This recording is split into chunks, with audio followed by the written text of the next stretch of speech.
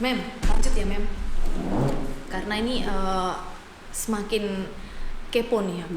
Tingkat kekepoan tinggi gitu. Tingkat kekepoan tinggi. Tadi Mem sudah cerita soal financial statement, lalu financial reporting, sampai ke annual report kan. Nah, ternyata kan itu dari financial statement nggak cukup, butuh informasi lagi. Financial reporting dengan tambahan-tambahannya nggak cukup lagi, lalu di annual report ada banyak informasi yang ditambahkan sampai ke surat cinta CEO-nya ya Mem. Nah, ini nih berhenti di sini nggak kekepoannya Mem? Atau kayak aku nih kepo terus nih? Keponya kayaknya nggak habis-habis gitu ya. Keponya nggak habis-habis. Jadi kayaknya mungkin ada hubungannya sama karakter sifat manusia kali ya. Gitu tingkat ya, kekepoan tinggi nggak gitu. cukup ini, masih ada lagi. Masih lihat. Jadi kalau tadi kita awali dengan bisnis itu untuk profit, terus udah nunjukin kita punya profit. Iya kan tujuan utamanya sebenarnya profit laba keuntungan. Sebenarnya kan sudah terjawab dengan financial statement. Oke lah, ada tambahan sedikit financial reporting tadi ya Mem ya. Sudah juga ditambahkan banyak hal di annual report. Kok masih kepo? Padahal tujuannya kan tadi keuntungan sudah ada tuh Mem. Butuh informasi apa lagi? Bukan cuma tingkat keponya yang nambahin, tapi siapa yang kepo juga bertambah. Ini nih. Bukan cuman tingkat keponya, tapi siapa yang kepo orangnya juga nambah. Kok bisa sampai situ? Jadi kan gini nih, bisnis berkembang. Perkembangan bisnis itu mengikuti perkembangan teknologi. Wah iya juga nah, ya. Kenalah istilah revolusi industri. Wah, revolusi industri itu kan mulai dari di Inggris itu ya, mulai abad ke-18 menuju ke 19 ada kita revolusi industri. Dari yang serba manual ke mekanik. Ada mesin-mesin. Jadi orang nggak cukup lagi kan, nggak apa sih istilah kalau bikin kain itu ya nggak pakai tenun yang begini nggak itu lagi ya. manual. Nggak lagi manual, udah pakai mesin. Mulailah waktu itu ada mesin uap. Wah, kita pakai banyak batu bara gitu. Dan perkembangan teknologi kan namanya revolusi ya. Revolusi kan berarti perubahan yang sangat drastis dalam waktu yang cepat. Berkembanglah, bisnis berkembang. Pemanufakturan juga berkembang. Proses produksi berkembang. Ternyata ada side effect, ada efek samping. Profit nambah dong gitu ya. Orang udah, keren nih. Semakin bertambah perusahaan, labanya makin tinggi. Mulainya mereka sadar, ternyata karena revolusi industri, perubahan dari yang manual ke mekanik, penggunaan banyak sekali batu bara, minyak dan lain sebagainya. Mulai begini, kok ada polusi ya? Polusi udara, polusi air. Orang mulai berpikir begini, ternyata efek atau pengaruh bisnis itu tidak hanya di keuntungan, tetapi juga kok jadi merusak lingkungan nih, gitu kan. Mulai adalah jadi nambah orang yang kepo, gitu kan. Yang tadinya yang kepo adalah orang yang pingin tahu bisnis. Sekarang yang kepo adalah orang-orang ini nggak pingin tahu bisnis, tapi terkena imbas industri, lingkungannya kena. Nah kalau sudah lingkungan kena, aspek yang lain juga orang mulai muncul nih. Kalau lingkungan aku rusak, berarti aspek sosial aku sebagai manusia jadi ikut terpengaruh dong. Wah ini menyangkut hal-hal yang lebih luas ya Mem. Betul. Muncullah ini, cuman kita sederhanain aja lah Lin. Karena kalau ngikutin tingkat kekepoan tuh nggak ada habisnya ya. Oh iya sih. Kita sederhanain, jadi ada dua hal baru yang kemudian dituntut ke perusahaan-perusahaan. Kamu nggak cukup dong cuma ceritain tentang keberhasilanmu di aspek keuangan dan ekonomi. Tapi apa yang sudah kamu capai di aspek lingkungan dan sosial. Kalau bicara soal lingkungan dan sosial itu kan bukan sesuatu yang kemudian selesai dalam waktu singkat ya Mem. Ini berarti bicara masalah keberlanjutan gitu Mem. Betul banget. Karena bisnis juga kan harapannya tidak selesai dalam satu waktu ta Mem. Di awal tadi Mem cerita bahwa itu harus. Nah ini pernah denger nih Mem laporan keberlanjutan itu loh Mem. Sustainability report itu. Sustainability report. Iya, apa itu Mem? Ini ada hubungannya nggak dengan itu tadi? Bayangin dia tadi kita ya, financial statement, terus financial reporting, annual report. Tadi Alin bilang sustainability reporting, Iya. apalagi itu Apalagi ya. nih Mem, tapi sering denger nih Mem, apa ini ada hubungannya reporting macam apa lagi gitu loh. Nah, jadi habis tadi ya revolusi industri, ada aspek lingkungan, aspek sosial. Perusahaan udah mulai itu di dalam financial reporting. Mereka nggak cuman menjelaskan tentang aspek finansial. Oke. Mereka mulai menjelaskan tentang aspek lingkungan. Salah satu nanti bisa dicari Din, karena seru banget itu. Menarik ini. Perusahaannya Exxon Valdez. Jadi perusahaan ini adalah perusahaan minyak terbesar di dunia. Ini ceritanya tahun 80-an ya, akhir 70-an ke 80-an. Tanker mereka itu bocor di tengah laut, Din. Wah. Dan itu sangat merusak. Dan ini perusahaan besar. Nah, yang mereka lakukan adalah menunjukkan usaha-usaha apa yang sudah mereka lakukan untuk menanggulangi kebocoran tanker minyak itu. Gitu. Muncullah informasi tentang lingkungan di dalam annual report. Nah, karena informasi tentang lingkungan ini muncul juga yang berikutnya aspek sosial. Oke. Nah, karena wah, ternyata bisnis itu nggak cuma soal finansial. Iya ya Mem. Efeknya jauh lebih besar dibandingkan dengan hanya sekedar mencari keuntungan. Aspek lingkungan, aspek sosial. Nah, satu peran terbesar yang mendorong tadi sampai dengan sustainability report. Mungkin kita nggak kepikir ya, karena kita berbicara tentang financial statement. PBB, Lin. Tahu nggak Lin PBB, Lin? Tahu Mem. Persatuan Bangsa-Bangsa. Ini kalau mau ngomong pelesetannya banyak banget. Banyak banget. Saya agak apa namanya tergoda untuk. Oke Mem. Yang keren aja Lin, United Nations. Itu aja, Mem. Yang kayaknya tidak berpotensi untuk dipelesetkan. UN. Okay. Jadi tahun 80 mereka bilang, korporasi kamu tuh nggak cuma ngasih keuntungan, kamu juga ngerusak loh. Muncullah konsep sustainable development, pembangunan berkelanjutan. Menuntut mereka, kamu nggak cukup hanya bilang kamu menguntungkan. Lalu kita kenapa sampai ke sustainability report? Karena tadi itu tingkat kekepoan tinggi. Siapa yang kepo nambah. Terus mereka kan gini, kalau buka gitu ya annual report, mana sini yang sosial? Mana sini yang lingkungan? Kok susah banget nyarinya? Pengen loh bisa sampai 1000 halaman gitu. Iya betul banget. Gimana? Nah, mulailah ada satu lembaga, ini lembaga non-profit. Mereka yang kemudian berinisiatif begini, oke lah perusahaan, daripada kamu bingung mau bikin laporan tentang aspek lingkungan dan sosial, aku bikinin guidelines. Nah, organisasi ini adalah Global Reporting Initiative. GRI. Jadi juga ada standarnya ya Mem? Awalnya mereka guidelines, Lin. Guidelines ya? Awalnya guidelines, karena kalau saya perusahaan mau melaporkan aspek sosial dan lingkungan, gimana caranya? Apa yang harus dilaporkan? Itu kan tadi kalau dipenuhi kepo nggak ada habisnya kan? Betul. Nah, kepo juga dalam bingkai panduan. Jadi ada tetap ya? Ada. Jadi GRI ini membuat guidelines, menyatakan begini, oke perusahaan, kamu bisa juga membuat laporan tentang aspek lingkungan dan aspek sosial. Tapi karena yang demand dari PBB itu adalah sustainable development, maka jadi ada 3 kan, ekonomi, sosial, lingkungan. Ini jadi 3 pilarnya. 3 pilar itu. Pembangunan berkelanjutan ini ya, Mem? Betul.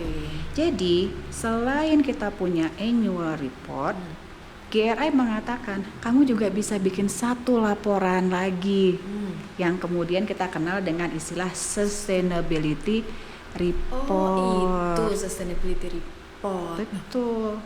Ada annual report, ada sustainability report. Wah, perusahaan harus annual report harus kan Mem tadi? Harus, wajib itu. Apalagi yang masuk bursa kan. Perusahaan. Lalu sekarang ada lagi nih laporan lain lagi. Nah, buat 2 laporan Mem. Iya. Wah, 2 laporan Mem. 2. Annual report harus ada, sustainability report juga ada. Betul. Wah, apa enggak berat nih Mem? Ternyata ini ya Lin ya, mengikuti tingkat teknologi, kekepoan itu iya. benar nggak ada habisnya. Nggak ada habisnya nih, Nggak ada tambah habisnya. kepo, tambah orang yang kepo, tambah pihak-pihak lain yang kepo nih, membuat 2 laporan. Itu kayak itu loh, kayak di game tuh level up gitu. level, Iya sih. level up lagi. Levelnya dapat terus gitu. Oke. Nah, ini bagus nih pertanyaannya.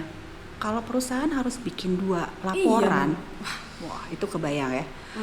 Kita bikin financial statement aja sebegitu repotnya. Sampai dengan financial report, annual report, masih ada lagi kita dengan ditambah lagi nih Mem. Adalah satu nih, ada yang bilang gini, aduh kayaknya kasihan banget ya kamu capek harus bikin 2 laporan gitu kan. Ada satu lembaga yang bilang begini, kenapa nggak kita gabung aja 2 laporan ini? 2 laporan ini. Nah, ini muncullah kemudian laporan yang baru lagi gitu. Nah, ini ya itu tadi ya tingkat kekepoan. Jadi menyesuaikan dengan udah kepo dikasih, wah lebay gitu, susah banget ini. Muncul satu lagi. Nah, laporan ini dikenal dengan istilah laporan terintegrasi, integrated reporting. Ada ceritanya juga tuh di balik itu. Jadi gini, ada satu lembaga nih, lembaga internasional. Lembaga ini namanya adalah International Integrated Reporting Council. Nah, yang lucunya adalah, bukan lucu, menarik banget. Kalau kita tadi kan bilangnya apa ya? Eropa, Amerika, iya. balik lagi ke Eropa. Iya. Ini dari Afrika, Lin. Afrika. Wah, Afrika Selatan. Kenapa kok bisa dari sana, Mem? Karena mereka yang mempelopori integrated reporting. Bahkan bisa mengatakan ya? wajib. Hebat banget kan? Wajib. Nah, integrated reporting itu bisa dijadikan sebagai solusi untuk perusahaan yang begini, apakah aku harus sih nyediain 2 laporan? 2 laporan itu tadi loh, kenapa jadi 2 laporan? Karena sustainability report tuh stand alone. Karena dia mestinya berdiri sendiri laporannya. Berdiri sendiri. Ya. Oke. Ini financial reporting, annual report, ada tambahan. Ya. Ini sustainability report stand alone. Berdiri sendiri. Aku terpisah ya dari yang finansial. Karena aku adalah gabungan antara ekonomi, sosial, lingkungan. Lalu sekarang ada nih integrated reporting. Bener Mem, solutif. Nah, cuman kok bisa sampai ke situ? Tapi iya, kok bisa sampai ke sana? Nah, jadi di dalam integrated reporting, ide mereka tuh begini.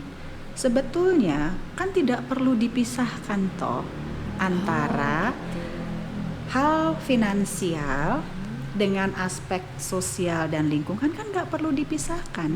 Karena itu merupakan satu, di dalam proses bisnis itu sesuatu yang tidak bisa berpisah yang satu dengan yang lain. Jadi istilahnya begini, mencari profit itu kan tidak bisa dilepaskan dari tempat perusahaan itu beroperasi.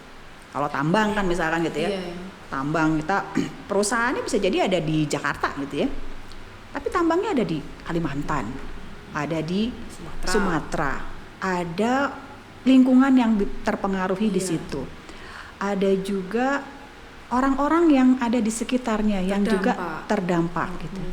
Apa ya harus sendiri-sendiri sih? Kenapa nggak dijadikan satu? Nah, IIRC tadi mengenalkan, coba deh ini buat laporan terintegrasi, integrated reporting. Jadi di dalamnya adalah menyajikan tentang kinerja keuangan, udah jelas ya. Jadi financial performance, kinerja keuangan disajikan di situ. Dalamnya ada financial statement, ada di situ. Masuk di situ ya. Kemudian mereka masukkan financial statement, financial performance ditambah dengan environmental performance. Jadi bukan hanya tindakannya, sudah sampai kinerja lingkunganmu kayak apa sih?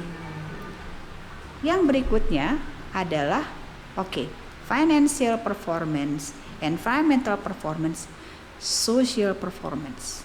Jadi konteks mereka adalah menyajikan kinerja yang sudah dicapai oleh satu entitas bisnis. nggak cukup sampai di situ loh, Lin. Loh, belum cukup ya? Mem? Masih ada lagi. Kan begini, loh kalau begitu kamu sebagai bisnis, ya, sebagai perusahaan berhasil secara finansial, Ya. berhasil juga secara sosial dan lingkungan. Ada satu pertanyaan yang kemudian menurut integrated reporting itu perlu disajikan. Value added. Jadi keberadaanmu sebagai satu entitas bisnis, tambahan apa yang sudah diberikan? Value added. Nah, Sampai ke sana. ada contohnya. Ini jarang banget nih perusahaan-perusahaan yang menyajikan tentang integrated reporting. Salah satunya adalah Pertamina. Menarik sekali gitu ya untuk dilihat. Pertamina. Jadi kalau ada yang lihat ya Pertamina IP. Jadi dia nggak menyajikan financial report, annual report begitu, integrated reporting. Jadi coba Sudah deh. komplit ya, Mem. Komplit banget. Penasaran nih, nanti habis ini aku mau buka nih laporannya. Integrated reporting. Oke.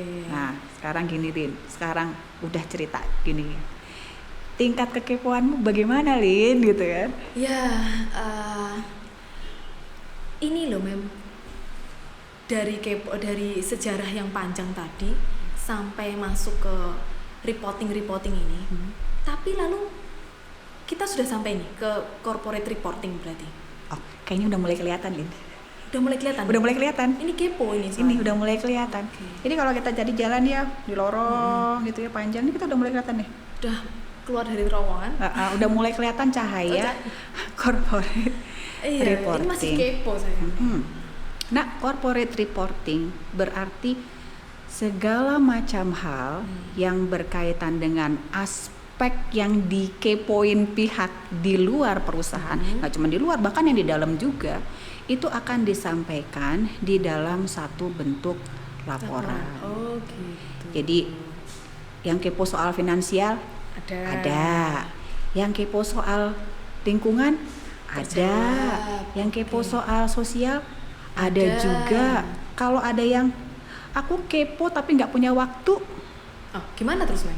integrated reporting. Yang terakhir tadi ya, Yang Mem, terakhir ya? tadi. Oke. Karena kalau tadi 2 kan ya. Wah, Mana nih? 1000 halaman, 500 halaman.